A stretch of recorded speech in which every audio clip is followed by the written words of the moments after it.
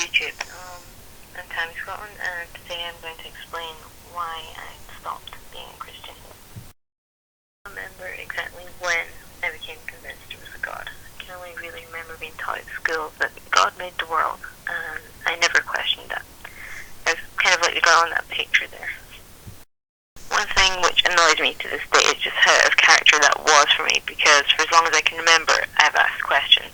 When I was little, I asked about everything. Relatives would try to head me off by buying me non-fiction books.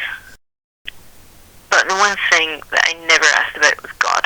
I was probably the most religious person in my family, something which was encouraged by a family friend. He's the only person I could ask, but I never really did.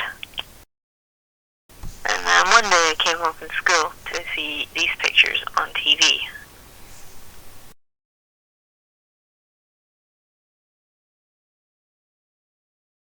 Understandably, it was all anyone at school could talk about for days. I was 11 years old, and I was completely confused about why anyone would do this sort of thing. The answer religion just didn't satisfy me. But I didn't bring God into it until I was in my next religious education class. The teacher was known to be a devout Christian. In an attempt to waste time, one of the boys in the class asked, "But what about the people in the towers? Didn't they pray? Why didn't God help? Was he on holiday?"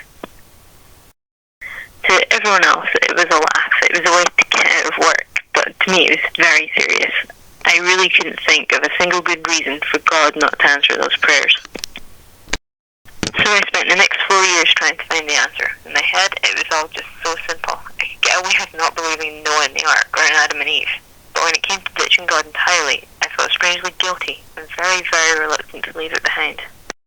Finally, I met a girl who was nearly 2 years younger than me, and as confused as I was. We talked it over together, and by the end of that morning, we'd established a few things.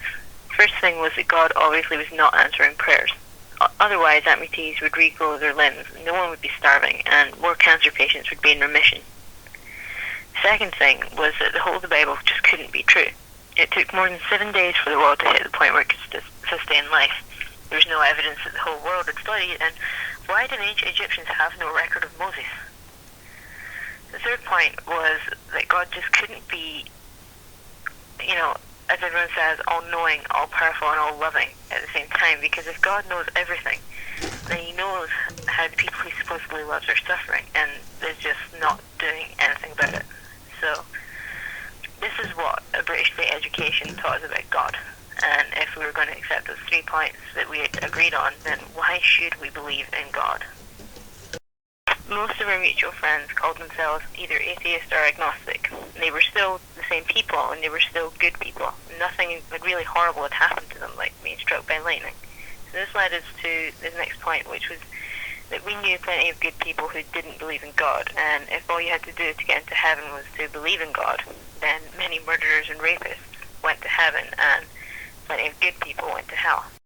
So what was I now that I was no longer a Christian? For some reason it seemed incredibly important to replace one label with another.